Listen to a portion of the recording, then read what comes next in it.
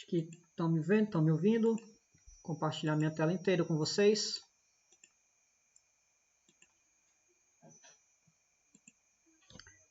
Chegou aí, né, a tela? Acho que chegou. Acho que a gente pode começar. Chegou. Pessoal, se vocês ainda não tiverem acessado a nossa página no Notion, né, eu recomendo vocês darem uma olhada, tá?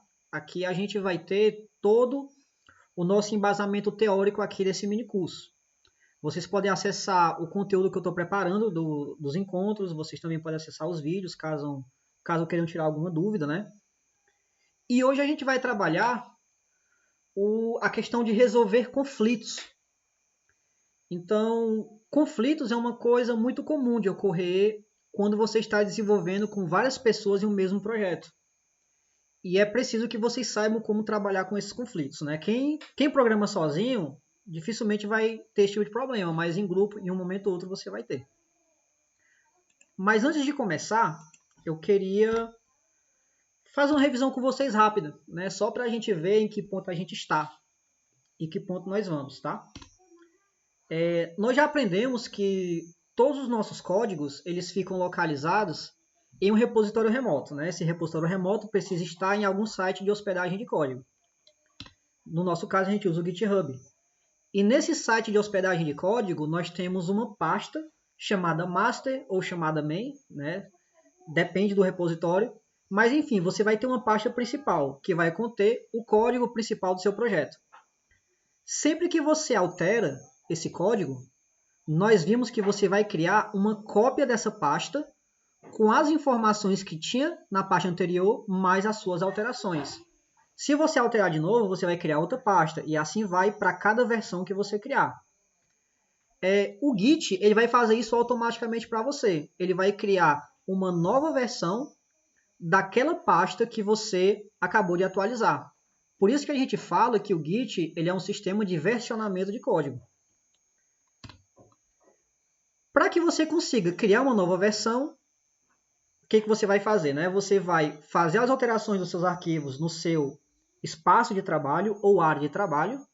Você vai fazer um git add para enviar para a stage, git commit e git push para enviar para o repositório remoto. Isso aqui a gente está cansado de ver. Então, cada pasta dessa, ela é um commit que você realizou. E nós aprendemos, né, que esse conjunto de pastas unidos, nós chamamos de branch. Uma branch significa ramo, ramificação. No nosso caso, a gente está na nossa branch master, que é a branch principal. Você pode enxergar essa branch como uma linha do tempo, onde cada ponto desse seria as nossas pastas, ou os nossos commits. Então, a questão é, você nunca vai poder fazer suas alterações diretamente na branch master, porque é na master ou na main, ou outro nome que você der para a sua branch principal, ela vai conter o seu código oficial, que é o código que o usuário está utilizando lá na ponta da linha. Quando você está usando o site da Shopee, né, ela tem um repositório e o que você está visualizando ali é o que está na master, é o que está na branch principal. Você não pode mexer no que está ali quando você faz uma alteração. Então você cria uma nova ramificação. Para fazer isso, nós aprendemos ontem que a gente utiliza o comando git checkout -b e o nome da branch que você quer criar. No caso, eu criei a branch develop. Esse git checkout, ele vai criar uma nova branch. Deixa eu só botar a galera aqui para entrar. Pronto. Ele vai criar a nossa nova ramificação, a nossa nova branch, e já vai se conectar nela, né? Você poderia utilizar o que? O git branch, nome da branch, e depois fazer um git checkout e o nome da branch. Se você utilizar o git checkout -b, ele faz as duas coisas ao mesmo tempo. Isso aqui a gente viu ontem. Então você executa suas tarefas, só que pode ocorrer de você precisar de outros desenvolvedores atuando nesse mesmo projeto. Então você vai fazer novamente o seu git checkout para criar uma branch. Aqui tem um errinho, eu botei develop, mas na verdade é feature, né? Feature. E quando você começa a desenvolver os seus commits, a sua branch ela vai crescendo. Mas isso não significa que a branch develop ela precisa esperar a branch feature terminar para ela poder continuar. Né? A branch develop ela pode muito bem continuar as suas atividades criando novas versões independente da branch feature, que é o que vai acontecer aqui. Né? Você tem a branch develop que ela vai continuar as suas ramificações. Lá na frente ela vai fazer um merge com a minha branch master. Isso quer dizer o quê? Que o meu código está ok, eu consegui concluir a minha missão que eu tinha nessa branch e eu fiz o merge. O que nós aprendemos com o merge? Para você fazer o merge com a branch, você precisa primeiro se conectar na branch que vai receber as alterações. Nesse caso, a gente faz o git checkout master para eu sair da develop para master e depois eu faço o git merge develop. Ou seja, eu vou trazer tudo que está em develop para dentro da master. Quando a feature concluir, né, as suas atividades e fizer a sua versão final, ela vai fazer um merge com a develop. Aqui vai ter as alterações de todos os contribuidores que estavam nas duas branches. E em seguida é feito o merge com a master. E as atividades continuam caso seja necessário. A questão é, pessoal, você não vai poder, na verdade você pode, mas você nunca deve fazer um merge direto da feature para a master. Por quê? Porque, veja, você vê que a develop ela herdou da master. Então ela tem aqui todos os arquivos que estavam na master nessa linha do tempo. Bem aqui nós tivemos outro commit e a nossa develop já não está mais igual à master nesse ponto. E você começou a criar a partir desse ponto da develop. Só que veja que bem aqui a develop ela sofreu uma alteração. Então, com essa alteração que ela sofreu, você concorda que a feature não vai possuir as informações que aqui tem, né? Porque a última informação da feature estava nessa linha do tempo aqui, ó. Se você fizer um merge direto com a master, você vai enviar informações incompletas para a master. Muitas informações que talvez tenham sido corrigidas aqui na develop. Então você sempre vai fazer um merge com a branch na qual você herdou o ramo. Então você faz um merge com a develop e depois você faz um merge com a master. Ou você pode, nesse caso, deixa eu apagar essa coisa feia aqui. Ou você pode, nesse caso, pensar assim. Você tem um supervisor. Ele toma de conta dessa branch develop. Essa camada, ele quem vai assumir. E ele vai dizer missões para vocês, né, desenvolvedores. Então vocês vão criar as features de vocês. Desculpa o cachorro aí, pessoal. Vocês vão criar as suas features através dessas branches e vão mandar para ele. Só depois ele confirmar, fazer o merge, mesclar as alterações, corrigir os conflitos, é que ele vai mandar para a branch principal. Tá? Então isso aqui é um resumo do que a gente viu ontem, de como isso funciona no código. O que nós temos que ver é o seguinte. Vamos supor que a gente tem uma branch develop e eu necessitei de um novo dev para trabalhar na branch front. Então ele entrou de develop, fez os seus commits e aqui ele alterou um arquivo específico, um arquivo teste.txt e fez o merge com a develop. Só que eu precisei em algum outro momento de outro desenvolvedor, onde ele pegou nessa linha do tempo, ele fez aqui o git checkout, né, para criar essa branch back, fez suas alterações e depois mesclou com a develop nessa linha do tempo. Então, quando você mesclar o teste aqui na frente, né, eu acho que eu devia primeiro ter mostrado esse vermelho e depois o amarelo, né? Mas eu acho que vocês entenderam. Quando eu mesclar esse teste aqui na frente, pode ser, né, que eu acabe enviando informações por cima desse teste que foi enviado aqui atrás. Então, isso pode ocasionar o que nós chamamos de conflitos. Então, sempre que vocês estão trabalhando com vários desenvolvedores, enviando informações para a mesma branch, em um momento ou outro, haverão conflitos. Então, hoje, a gente vai ver como identificar esses conflitos e como resolver eles. Tá ok? Então, eu vou começar aqui, abrindo a minha pasta do meu repositório local, que eu baixei no GitHub naquele primeiro encontro com vocês. Abriu a pasta, botão direito, abrir no terminal. No meu caso aqui eu vou abrir com git bash, que é para ele mostrar os comandos do git.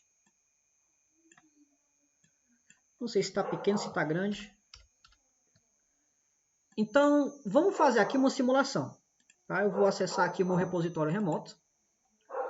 No meu repositório remoto, eu vou começar criando aqui minhas branches, que eu acho que vai ser melhor. Vamos aqui revisar. Git checkout -b, b de branch, e o nome da branch, que eu vou chamar de feature. Ele vai criar a nova branch feature e vai se conectar nela. Se você der aqui um git branch, você vai conseguir visualizar as branches que você tem no seu repositório. Alguém pediu para entrar? Não. Muito bem.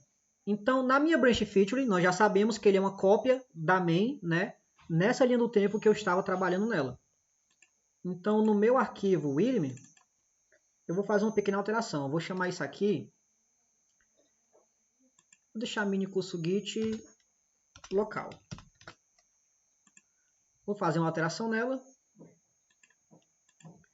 Vou dar aqui o git status só para a gente ver como tá.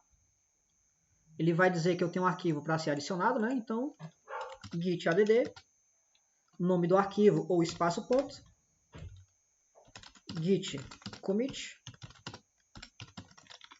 e eu vou colocar o upload do readme. Eu vou dar uma limpada aqui no meu terminal. E agora eu vou mandar para o meu repositório remoto, que é git push. Nós aprendemos que se eu fizer isso, não vai funcionar. Por quê? Porque a minha branch feature, ela não existe no meu repositório remoto. Né? Se você for aqui, ele só vai ter a main. Então eu tenho que dizer o quê? Eu vou fazer um git push para a origem, né? Origem. E eu vou mandar para feature. O que esse cachorro tem hoje, mano? Agora sim, né? Ele vai enviar minhas alterações para o repositório remoto e vai criar a minha branch feature, né? Vai criar uma new branch. Aqui ele já acusou que eu tenho uma new branch. Se eu atualizar, eu vou ter acesso a ela, né? Minha branch feature. Ok, então vamos supor que do outro lado lá do mundo, outro desenvolvedor estava na minha branch, operando ela também, e por algum motivo ele alterou o meu arquivo readme. Então ele veio aqui e colocou assim, remoto. Fiz aqui uma alteração, fez lá o commit. Ok. E eu vou começar a trabalhar aqui no meu local. Né? Eu vou aqui trabalhar no meu ambiente local e por algum motivo eu vou alterar o mesmo arquivo que ele mexeu lá. Então lá estava, aqui vai ter o meu git local, eu vou colocar update. Então vocês viram que nós tivemos uma alteração do mesmo arquivo na mesma branch em locais diferentes. Eu vou tentar fazer novamente o upload desse arquivo, então fazer git add ponto, git commit, vou botar só o update. Então ele criou o meu commit e eu vou fazer o meu git push. Ele não vai aceitar porque tem que mandar para a origem, né? Então origem e eu vou colocar feature. Só que antes de eu fazer esse push, vamos dar aqui um git status, só para a gente ver o que ele vai dizer. Git status, ele não acusou nada, beleza? Então git push origin feature.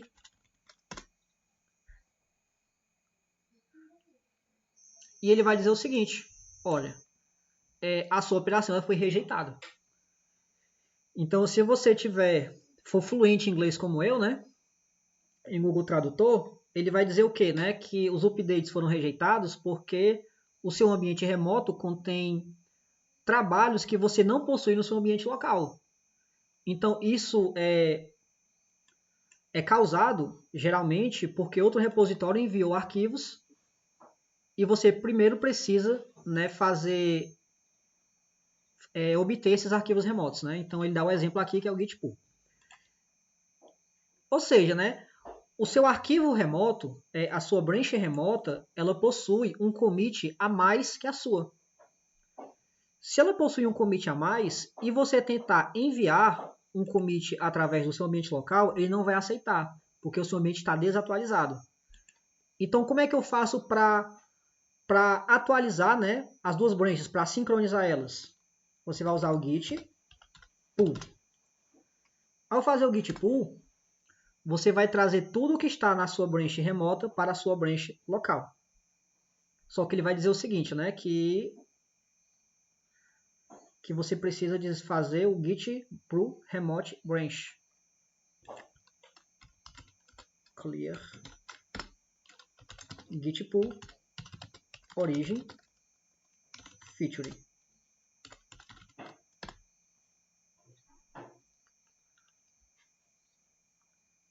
Então, o que ele fez, né? Ele deu aqui um erro, um aviso, né? Porque o seu arquivo widmd, ele está diferente. O seu head tem uma versão, o head é o seu commit mais recente no seu local, e esse commit aqui que está no repositório remoto. Isso aqui é o hash dele. Então, isso aqui deu um conflito.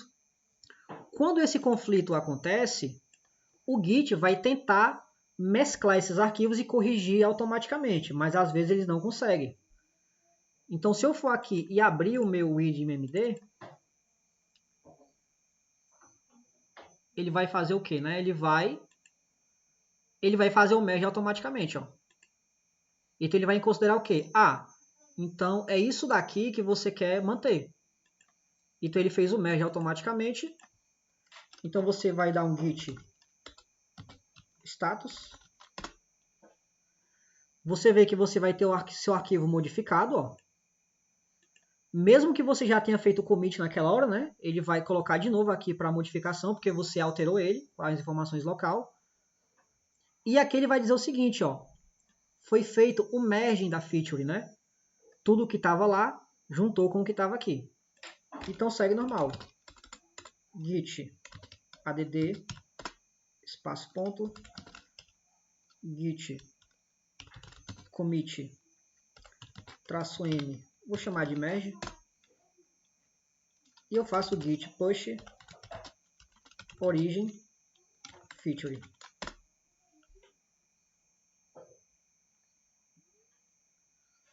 Agora sim, ao fazer isso, você mesclou, né? Você fez o merge com as alterações e enviou para a produção. Então aquele arquivo que estava mini curso remoto, quando eu atualizar, ele vai estar com o mini curso de git local update. Nesse caso, ele fez o merge automaticamente, por quê? Porque quem fez o update em produção fui eu, e quem fez o update no local também fui eu. Então ele vai entender o seguinte, então deixa aí o que o André está fazendo por último. Se fosse outro desenvolvedor fazendo, ele iria dar um errinho um pouco mais diferente. Eu não sei se eu vou conseguir reproduzir esse erro, mas eu coloquei para vocês aqui no documento, no encontro 3, um exemplo, que seria esse exemplo aqui, que ele não conseguiu resolver o merge automaticamente, como ele conseguiu agora. Então, o seu arquivo ele vai ficar com essa cara. Deixa eu só querer carregar essa foto. Ele vai ficar com essa cara aqui, ó. Isso daqui, pessoal, talvez vocês aconteçam demais no trabalho de vocês. Isso aqui, o head, ele quer dizer que é o seu commit atual, que vai ter essa informação. E esse aqui é o commit que estava no servidor remoto que você puxou. Tudo que tiver entre esses sinais de menor que e o igual são as alterações. O que tiver entre o sinal de igual e o maior que é o repositório remoto. Então, o que você faz? Você deixa o que você quer. Você apaga, por exemplo, essa linha e essa linha e deixa só o update conflito. Ou você deixa só o update teste. Se você estiver usando o VS Code, vai ser mais fácil ainda. Porque no VS Code, você vai conseguir abrir o arquivo e ele vai dar essas opções para vocês. Ó. Accept current changes, incoming changes e both changes. o Current Changes, ele vai ser as opções do seu head, né, que é do seu ambiente local. Se você clicar nessa opção, ele vai considerar apenas o que você fez. Se você clicar no Incoming, ele vai considerar apenas o que chegou do ambiente remoto. Se você colocar BOF, ele vai manter as duas alterações. Né? Ele vai fazer a mesclagem com as duas informações. Tá? Então, é isso que vocês têm que ter cuidado, pessoal. Esses merges, eles podem dar muitos problemas nos seus ambientes de desenvolvimento. Por quê? Né? No meu caso aqui, ele conseguiu fazer o merge automaticamente. Quando ele não conseguir fazer esse merge automaticamente, eu recomendo vocês irem no VS Code, abram o arquivo no VS Code de vocês, que nem eu faço aqui sempre, né? O meu já está programado para abrir com ele.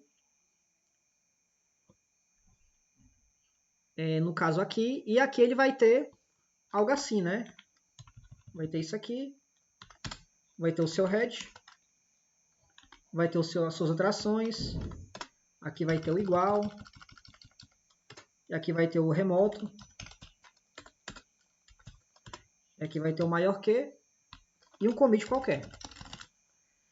Então, quando você encontrar esse tipo de situação, você precisa fazer a correção sempre, tá?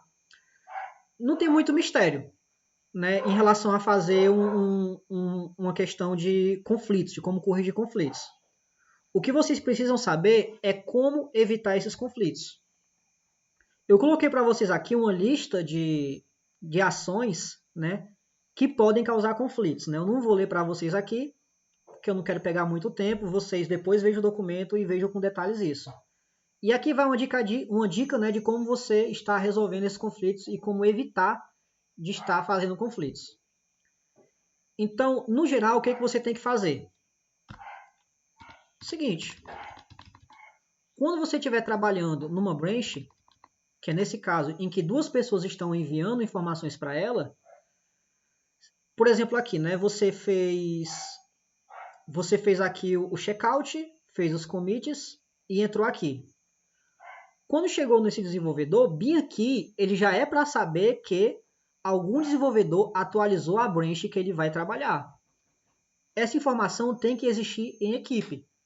Então, se ele já sabe que tem uma alteração aqui que está à frente da minha, ele tem que fazer um pull daquela branch antes de enviar os arquivos dele, para não correr o risco, né, de fazer um auto-merge e esse arquivo teste sobrescrever esse arquivo teste. Porque não sei se vocês viram, a alteração que eu fiz aqui na produção, ela foi sobrescrita, né? Ele não perguntou o que eu queria manter, se eu queria manter o local ou queria manter o remoto, ele só botou por cima. Então isso pode ocorrer quando for os meus updates, né? Se eu tiver em branches separadas. Se for usuários diferentes, ele vai dizer o que você quer manter e vai dizer quem alterou. Beleza, pessoal? Bom, aqui vai ter um pouco mais de detalhes em o que eu expliquei para vocês agora. E eu queria conversar com vocês sobre o que seriam as tags. Alguém aí já ouviu falar em tags e para que essas tags servem? Ou não?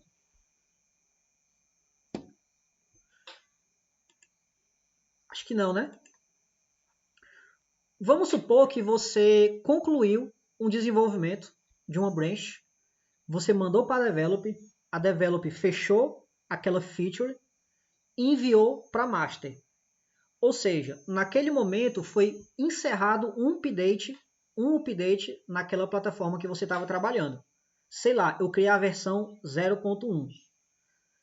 Quando você faz a finalização de um update ou a finalização de uma feature, você precisa indicar, né, que aquela feature foi encerrada e de que ela está disponível para uso a partir daquele commit. Então, digamos assim, que você aprendeu que uma branch ela é uma linha do tempo de um projeto. Você aprendeu que um commit ele é uma data ou um ponto nessa linha do tempo. Então, uma tag ela vai ser um ponto importante nessa linha do tempo. Ou seja, ele é um commit importante. Geralmente a gente utiliza as tags para indicar versões de projetos. Por exemplo, se eu abrir aqui o React, entrar aqui no site oficial deles. Eu vou aqui para entrar no GitHub, porque eu nunca acho o repositório por lá. Esse aqui é o GitHub do React, né? É onde está o repositório do React. Você vê que o React possui 141 tags. Se eu clicar aqui, você vai ter várias versões do projeto. O que são isso, né? O que é isso? Isso daqui exatamente são commits que foram realizados nos quais foram encerrados aquelas versões. Então você faz o commit e você bota uma tag naquele commit, dizendo, isso aqui é a versão 15.7.0, essa aqui é a versão 18.0 e essa aqui é a 18.2.0. Então as tags elas vão servir exatamente para isso, né? Para você conseguir marcar a finalização, né, de uma versão. E é o que a gente vai aprender a fazer agora. Deixa eu dar uma limpada aqui. Para fazer uma tag, pessoal, é muito fácil. O comando vai ser git tag. Mas se eu fizer isso daqui, o que vai acontecer? Ele vai criar uma tag, mas onde essa tag vai ser criada? Vai ser criada na branch que eu estou trabalhando, no último commit que eu realizei. Nem sempre esse é o que você quer. Então eu vou dar aqui um git checkout main, para eu pular para dentro da main. E eu vou dar aqui um git log, que a gente viu no encontro passado. Eu vou conseguir ver os commits que eu realizei dentro, né, da minha main. No caso, eu só tenho um commit aqui. Eu vou fazer um commit qualquer, só para eu ter mais de um. Vou alterar aqui o readme de novo. Teste. Vamos lá, né? É bom que vocês aprendem. Git add ponto, git commit -m. Eu vou botar aqui teste de tag.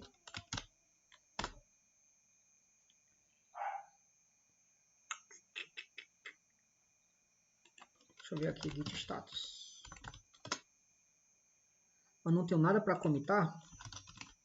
Eu não alterei não aqui, eu não salvei não.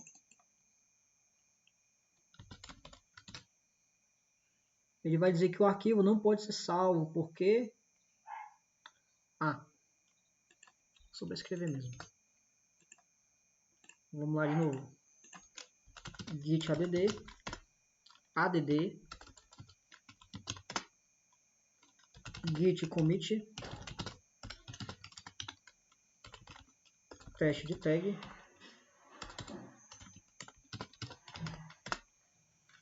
E vamos fazer aqui meu git pull. Aliás, git push.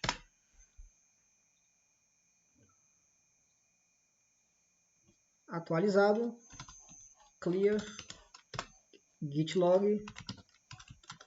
E agora eu vou ter 2 commits no meu ambiente local, né? Ok. Então, eu vou fazer o seguinte. Se eu der o comando git tag, ele vai adicionar o commit no meu head. O que é o head? O head ele é o meu commit mais recente. Então, eu vou fazer git tag. Eu vou dar um nome para ela. Eu vou botar aqui versão 0.1 e Enter. Ele vai dizer que o 0.1 já existe. Peraí. Eu já tenho várias tags aqui, né? Então vamos criar aqui um git tag versão 1.1.1. Quando eu faço isso, se eu der aqui um git log, você vê que agora o meu head, que é o meu commit mais atual, ele vai ter, né, o hash dele, só que aqui ele vai ter uma tag referenciando ele, que vai indicar a versão dessa minha feature, que é a 1.1.1. André, mas eu não quero colocar a minha tag no meu commit mais recente. Eu quero botar essa tag no commit, nesse commit aqui, por exemplo, que é o do subir no readme. Então, o que você faz? Você precisa do hash do commit. Git log, para pegar o hash dele. Copia. Aí você faz git tag. O nome da tag, eu vou botar aqui versão 1.1.2. E aqui você vai colocar o commit que você quer inserir essa tag. Ao fazer isso, se eu der de novo o git log, você vai ver que eu vou ter naquele meu commit uma tag associada a ele. Então eu criei duas versões, né? Digamos assim, eu disse para o Git, né, que o meu projeto tem duas versões. Obviamente, no meu local, essas tags não vão existir. Né? Se eu atualizar, ele vai continuar com 0 tags. Então eu preciso enviar minhas tags para o meu repositório remoto. Para fazer isso, você vai dar um git tag, git push, -- tag. Eu acho que é isso. Então vamos lá. Então ele vai pegar, né? No caso, ele enviou todas as tags que eu tinha, né? Então se eu vier para cá para o meu Git agora e atualizar, ele vai adicionar todas as minhas tags, né? Se eu clicar aqui e for na minha versão 1.1.1 e clicar em cima, você vai ver que eu vou ter os assets dessa versão. Ó. Então, o cara que vê aqui essa versão, ele pode baixar o meu projeto por aqui. Ele clica no Source, Code, e baixa o zip dele, né, do minicurso.git, e aqui vai dar a versão, né, do meu projeto. Muito simples, né? Então aqui você pode botar a descrição através do commit, do que ela faz, né? E agora sim, você pode dizer que você versionou o seu projeto. Então, pessoal, sempre que vocês fizerem uma alteração importante, sei lá, vocês foram chamados para fazer um site, uma loja virtual para um cara. Você terminou a loja está funcionando, você seta uma tag naquele commit que você fez a confirmação. André, mas eu precisei fazer uma correção. Então, se você precisou fazer uma correção, você vai criar uma nova ramificação, fazer os commits, e quando tiver ok, você vai criar uma nova versão, ou seja, uma nova tag para aquele commit. Tudo bem? Clear. E para visualizar suas tags, você dá o git tag. Então você vai ver todas as tags que você tem salvas no seu ambiente local. Beleza, pessoal? Então, eu acho que não tem muito o que discutir em relação a isso, tá? Eu acho que não tem muito o que estar enrolando vocês aqui. Essa seria a nossa missão de hoje, né? Que é como lidar com conflitos, mesclar branches e solucioná-los. Ao mesclar branches e solucioná-los. Trabalhando com tags, como adicionar, visualizar, verificar tags em seu repositório. Então, vou aqui para vocês, pessoal. Alguma dúvida até aqui, pessoal? Alguém tem alguma colocação? Não sintam-se acanhados. Podem perguntar, pessoal. Eu sei que muitos de vocês aqui já utilizam Git, né? Tem aí a Laís, que já é desenvolvedora, tem o Wendel. Eu não sei se o Frank já usa, eu acho que ele usa, o nome do Java. Tem uma galera que eu ainda não conheço muito bem, né? No caso, a Maís Alislândia. Mas, assim, pessoal, a partir de hoje, se vocês tiverem revisado todos os conceitos que a gente viu aqui, você já consegue dar conta de pelo menos aí, digamos que 75%, né, do que você precisa para trabalhar com Git, tá? Claro, existem muitos comandos a mais do que esses, existem muitos fluxos diferentes desses que eu falei para vocês. Mas para você trabalhar o básico com Git, vai ser isso. Para você chegar na parte avançada, você vai ter que passar por isso. Então, se você tiver alguma dificuldade com Git, revisa os conceitos que a gente viu aqui no mini curso, refaça em casa, no caso vocês estão em casa, né? Refaça no repositório local de vocês, até aprender a fazer. Eu pretendo, só que eu não vou ministrar esse curso online, né? Eu pretendo fazer um curso de Git Flow, tá? Só que esse curso eu vou estar disponibilizando no material do Notion, no mesmo local que eu vou estar colocando o material desse mini curso. Então, se vocês tiverem curiosidade de pegar questões mais avançadas de Git, como trabalhar com Git Flow, por exemplo, trabalhar com pipelines com Git, vai ser bem interessante. Por que eu estou fazendo isso? Né? Porque eu também quero aprender. Né? Eu estudei um tempo atrás, mas desde que eu entrei na Hyperion, eu não trabalho mais com Gitflow, porque eles utilizam outro sistema. É o básico mesmo que eu estou passando para vocês. Então, eu quero revisar, então eu vou fazer esse mini curso até para eu revisar os conceitos que eu aprendi e já esqueci. Tá, pessoal? Então, esse encontro foi bem curto mesmo. E amanhã a gente vai aprender a fazer as integrações. O que vai ser exatamente que a gente vai aprender a fazer amanhã? A gente vai pegar todos esses comandos que nós utilizamos nesses 3 encontros até hoje e vamos pegar o nosso VS Code e aprender como fazer isso lá, tá? Eu não sou adepto de utilizar, como é que o pessoal fala? Ferramentas, né? Tem uma ferramentazinha que você clica no botão, faz o commit, clica no botão, faz o push. Não gosto disso. Eu prefiro fazer no código porque você tem um controle total do que está fazendo. Só que o VS Code ele traz vários recursos que vão facilitar a sua vida. Né? Ele vai ter ali algumas extensões que vão permitir você visualizar branches, que vão permitir você visualizar os commits de uma forma muito mais eficiente do que estar utilizando a linha de comando. E é isso que eu quero mostrar para vocês amanhã. Então, o encontro de amanhã vai ser um pouco mais extenso, tá? Talvez demore um pouco mais de 1 hora, mas vai valer a pena. Pronto, ainda bem, Laís, que você aprendeu alguma coisa nova hoje. Fico feliz com isso. Tá, pessoal? Então, o que eu tinha para vocês hoje era isso. Um abraço, obrigado pela presença e até amanhã.